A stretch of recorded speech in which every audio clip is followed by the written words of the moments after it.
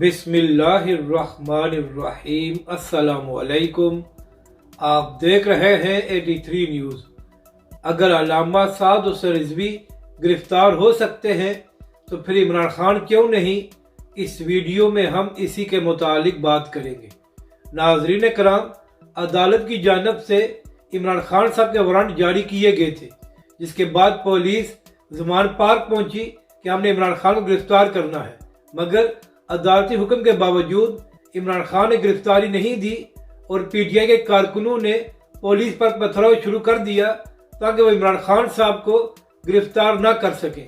تو ناظرین کرام، اس کے بعد سوشل میڈیا پر یہ سوال اٹھنا شروع ہو گیا ہے کہ جب عمران خان کی حکومت میں علامہ سعد حسین رضوی کو غیر قانونی طور پر گرفتار کیا گیا تھا تو تحریک لبیک کے سربراہ نے گرفتاری دے دی تھی اور اپنے کارکنوں کو استعمال نہیں کیا تھا، جبکہ دوسری جانب عدالتی حکم ہونے کے باوجود عمران خان نے گرفتاری نہیں دی اور اپنے کارکنوں اور پولیس کو آمنے سامنے کر دیا ہے۔ اور ناظرین کرام، اس کے بعد تحریک لبیک کے کارکن بھی یہ سوال اٹھا رہے ہیں کہ اگر عمران خان کی حکومت میں علامہ سعد حسین رضوی کو غیر قانونی طور پر گرفتار کیا جا سکتا ہے تو پھر عمران خان صاحب کو وارنٹ ہونے کے باوجود کیوں گرفتار نہیں کیا گیا اور ان کے کارکنوں نے پولیس پر پتھراؤ کیوں کیا؟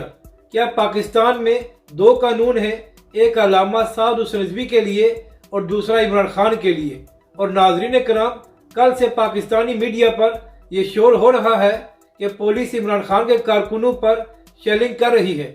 تو یہاں پر اہم بات یہ ہے کہ جب عمران خان کی حکومت میں پاکستان کی تاریخ کی بدترین شیلنگ تحریک لبیک کے کارکنوں پر کی گئی تھی تو اس وقت پاکستانی میڈیا کو یہ نظر کیوں نہیں آیا کہ تحریک لبیک کے کارکنوں پر ظلم ہو رہا ہے؟ کیا تحریک لبیک کے کارکن پاکستانی نہیں تھے؟